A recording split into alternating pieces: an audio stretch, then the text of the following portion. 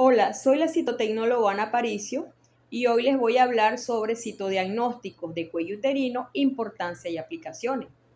Esta ponencia refiere a ciertos diagnósticos que pueden presentarse en citología cérvico-vaginal, recordando que la citología es una herramienta fundamental para los diagnósticos de ciertas patologías.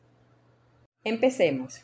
El citodiagnóstico es un procedimiento médico que analiza células para detectar anomalías como infección, inflamación y algunas ciertas células cancerígenas. Es por ello, el estudio de la célula es por su propia naturaleza una ciencia que requiere un aprendizaje meticuloso y un arte que precisa dedicación y afán. ¿Cómo se hace para lograr eso? ¿Qué tenemos que hacer? Bueno, en primer lugar, tenemos que aplicar los aspectos que tenemos en uso y en segundo lugar, analizar los datos proporcionados que nos lleguen de estas muestras. Para hacer un reporte citológico en cuanto a la citología cérvico-vaginal, se cuenta con un sistema llamado Bethesda, que eso fue un consenso que se hizo en la ciudad de Maryland, Estados Unidos, para el año 1988, pero se introdujo por primera vez su aplicación para el año 1991. Y así sucesivamente en los años hasta el 2024 se ha actualizado. El sistema Bethesda, aparte de ser un reporte para citología cérvico-vaginal, también es utilizado para citologías de tiroides. Esto ayuda mucho a los especialistas de la salud a obtener una interpretación de resultados de manera uniforme. En esta misma imagen está a un lado también, a mano derecha, lo que llamamos nosotros, que utilizamos en el laboratorio como batería de coloración y montaje. Ya ha recibido ya este formulario y dándose la entrada a esta paciente, se le da un número de entrada en el laboratorio, empieza a colorearse, a montarse para nosotras poderlas ver al microscopio y dar su diagnóstico definitivo. Abajo de esta imagen de coloración tenemos, también les resalto aquí, un porteo normal de un cuello uterino. Cómo se ve un cuello uterino bonito, rosadito, sano, para que vean que desde allí donde el médico que toma la muestra, la toma desde allí y también recordemos el epitelio que compone el exocervi y el endocervi. El exocervi lo compone un epitelio plano estratificado no queratinizado, cuando el endocervi lo compone un epitelio simple glandular. También les muestro una imagen que dice zona de transformación. Aquí es justamente donde por lo general, es donde aparecen las atipias del cuello uterino. Es importante resaltar que ahí es donde se hace el cambio celular, lo que llamamos nosotros epitelio escamocolumnar o epitelio de zona de transformación. Pendiente cuando hacemos los reportes, tenemos que ver todos estos tipos celulares que se encuentren allí. Aprendiéndote la clasificación de Bethesda, podemos decir que es satisfactoria la muestra porque vamos a encontrar estos tipos celulares, siempre y cuando observando sus características nucleares. Ok, aquí apreciamos una lámina de lo que llamamos citología normal. La citología normal son todos esos diagnósticos que entran en la clasificación de Bethesda, pero sin ninguna alteración morfológica. Presento aquí 3 fotografías donde están células superficiales intermedias y un grupito de células endocervicales, aquí a mano izquierda, células glandulares, totalmente normales, sin ninguna alteración morfológica, tanto en el núcleo como el citoplasma. Se aprecian totalmente normales, frotis totalmente limpios. Estos entrarían lo que llamamos nosotros dentro de límites normales. Siguiendo esto, tenemos la citología inflamatoria. Esto sí indica un pequeño cambio celular, pero pueden deberse a algunas infecciones o algunas inflamaciones. Dentro de estas tenemos las infecciones que ya pudieran ser causadas por hongos, por bacterias o lo que llamamos también parásitos. Estas citologías en su misma inflamación la podemos diagnosticar como leves, moderadas o severas. Dentro de las mismas citologías, las que no son infecciosas, viene dada por algunos traumatismos del cuello uterino, ya sea por los partos, por operaciones, por la misma menstruación, también viene a ser por tipos alérgicos, también por hormonales, cuando las pacientes tienen lo que llaman cambio hormonal, que ya serían citologías atróficas de frotis atróficos. Todas estas citologías vienen dependiendo, o los resultados de estas citologías va a depender de toda la clínica que nos ayude el médico en ese formulario que les comenté anteriormente, que llenen bien esos datos con los antecedentes de la paciente. Teniendo en cuenta entonces la lámina a describir, le damos el tipo de inflamación o el grado de inflamación que se consiga en ese momento. Cuando hacemos el reporte, como ya les dije, pudiera ser una inflamación leve, moderada o severa. Cuando ya tienen un agente causal, pudiera ser por un hongo, una bacteria o el virus. Aquí les muestro una imagen. Cuando ya tienen bacterias, entonces inflamación leve por bacterias o asociado a bacterias. En algunos casos tenemos las Gardnerellas vaginales o que también se utiliza vaginosis bacteriana. Igual reporta lo mismo para esta paciente. Tenemos también cuando es por hongos que inflamación moderada asociado a Candida albicans, recordando todas las características morfológicas de esos agentes, tanto del Gardnerella, el de Candida albicans o del hongo, y también el de Trichomonas vaginalis, que todos estos reportes, cuando lo hagamos, al reconocer estos agentes en los frotis, lo que llamamos, estamos ante la presencia de alguna infección. Aquí ya cuando usted haga su reporte, que le dé el diagnóstico definitivo al clínico, él es el que es encargado de darle el tratamiento a la paciente si amerita su control para posterior. Ok, terminando con diagnósticos de inflamación, se sigue con la clasificación de Bethesda, donde entran las atipias. En esta clasificación han reportado lo que llaman todas esas atipias que no tienen ningún diagnóstico definido y lo llaman atipias de significado indeterminado. En este caso, para el epitelio plano estratificado no queratinizado se usan los ASCUS y para el epitelio simple glandular se utiliza el AGUS. Aquí vamos a observar células de diferentes frotis, de diferente celularidad, donde vamos a ver unas atipias marcaditas, pero ellos no nos dan a concluir si estamos ante la presencia de una lesión de bajo grado o una de alto grado. Aquí les muestro ciertas imágenes donde vemos células glandulares con cierto grado de atipia, un poquito más marcado que una citología inflamatoria. Ahí se ve un poquito grado de hipercromasia, frotis, algunos se ven binucleados, aquí hay células del epitelio plano, aquí está esta que se ve en el medio con una binucleación, pero no nos llega a decir si estamos ante una lesión de bajo o alto grado, como les voy diciendo. Y todas estas imágenes que les estoy mostrando acá son para que vean la diferencia de una atipia ya mostrada tanto en el endocervi como en el exocervi, muy diferente a lo que vimos anteriormente a una inflamación.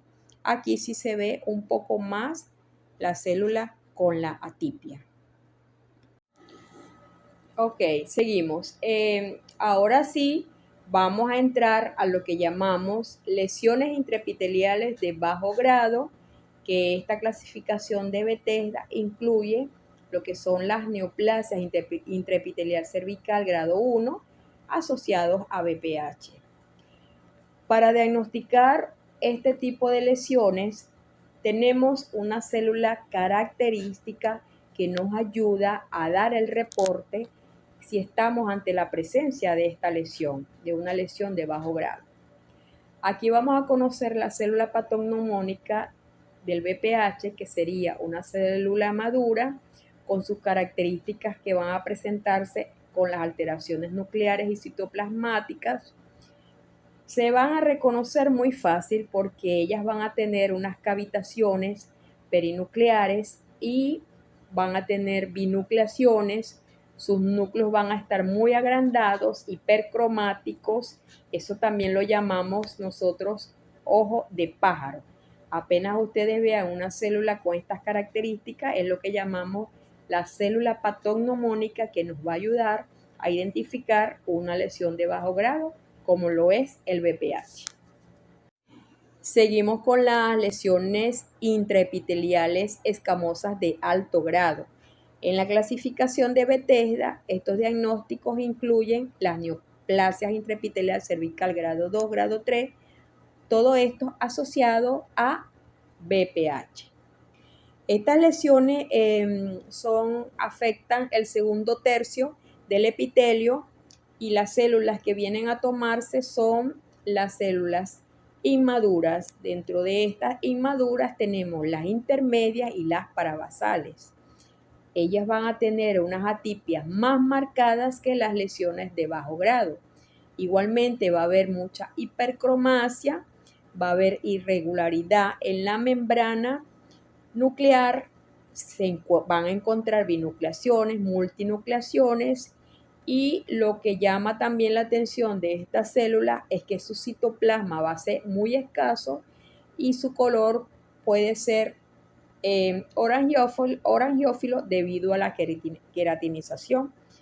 También se puede conseguir uno que otro citoplasma elongados, que son como citoplasmas que se van alargando cuando ya el epitelio va deformándose. Aquí continúo con unas imágenes presentadas de unas lesiones de alto grado. Vean la diferencia de la tipicidad que presentan estas células con una lesión de bajo grado. Ya los núcleos están más marcados, están hipercromáticos, hay irregularidad de la membrana nuclear, el citoplasma está más escaso y pueden presentar la queratinización en cuanto al citoplasma. Algunas veces se puede presentar elongado y forman lo que llamamos hileras con toda esa atipicidad celular. En la clasificación del sistema Bethesda hablamos entonces de los diagnósticos. En este caso seguimos con el carcinoma escamoso de cuello uterino. Aquí les monté una imagen para que vean la diferencia. Aquí a mano izquierda de dos fotografías de un cuello uterino totalmente anormal, cancerígeno, con la imagen que les mostré al principio de un porteo normal, de un cuello bonito, rosado, sin atipicidad. Estas células, por lo general, cuando ya llega al carcinoma de cuello uterino, se ha perdido totalmente la relación núcleo-citoplasma. Estos núcleos están hipercromáticos, agrandados, binucleados, multinucleados. La citoplasma de estas células por lo general se ponen elongadas, hay mucha queratinización y los fondos de estos frotis son lo que llamamos nosotros, tiene mucha diátesis tumoral. Hay mucha hemorragia, muchos elementos inflamatorios, linfocitos, leucocitos. El frotis por lo general es muy sucio. Entonces, cuando tenemos un frotis así que las células las reconocen de inmediato, muy diferentes a una lesión de bajo grado, de alto grado, o de una inflamación, entonces estás ante la presencia de un carcinoma escamoso de cuello uterino. Esta otra imagen que les presento, hablamos de los adenocarcinomas, recordando que los carcinomas son para células epiteliales planas y los adenocarcinomas son para células glandulares. Aquí la diferencia de estos dos diagnósticos, es que los adenocarcinomas vamos a observar la atipicidad en las células glandulares, como por ejemplo las endocervicales. Ellas se van a presentar por lo general en grupos, pueden formar grupos como tridimensionales, algunas veces lo llamamos mórulas, son agrupaditos donde su citoplasma es muy escaso, sus núcleos son igualmente hipercromáticos, han perdido la relación núcleo-citoplasma y también llamamos estas células, son reconocidas porque también las llamamos células de anillo de sello. Una parte es bueno reconocer este tipo de adenocarcinoma con las células glandulares, a diferencia de las epiteliales que las encuentras en el carcinoma con lo que llamamos las células en forma de renacuajo. Muestro esta imagen de biopsia para recordar o recargar que estos diagnósticos a partir de las atipias, desde lesiones de bajo grado, alto grado, carcinoma y adenocarcinoma, hay que hacerle una correlación citohistológica. Lo que nosotros como especialistas reportemos como atipias que estas pacientes se sugiere toma de biopsia, el clínico encargado, por medio de una colposcopia dirigida, le toma la biopsia a la paciente, se lleva al laboratorio, se le hace el diagnóstico de ese tejido y ahí vemos que lo que nosotros reportamos como por la citología ha sido correlacionado con la biopsia. Ahí el médico tratante es el único encargado de ver el tratamiento a seguir, el que le corresponde a la paciente. Y por supuesto, con la paciente hacerle su seguimiento para evitar lesiones mayores a corto tiempo.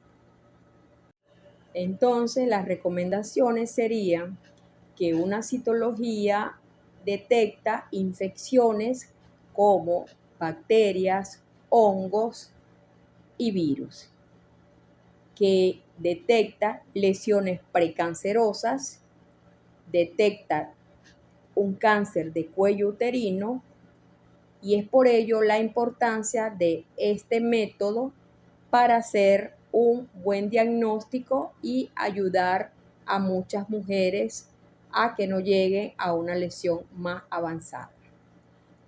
Muchas gracias por su atención, espero le haya hecho útil mi ponencia y les dejo esta imagen acá al final que espero que no hayan quedado más desorientados. Gracias.